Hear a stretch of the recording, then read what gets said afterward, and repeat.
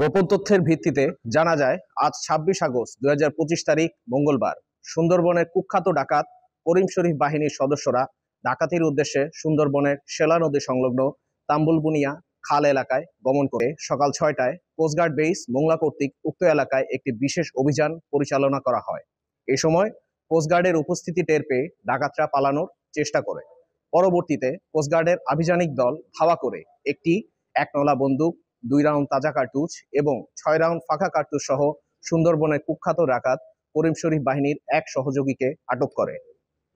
প্রাথমিক জিজ্ঞাসাবাদে জানা যায় আটককৃত ডাকাত আলমগীর হোসেন সাগর বাগেরহাট জেলার মোংলা থানার বাসিন্দা।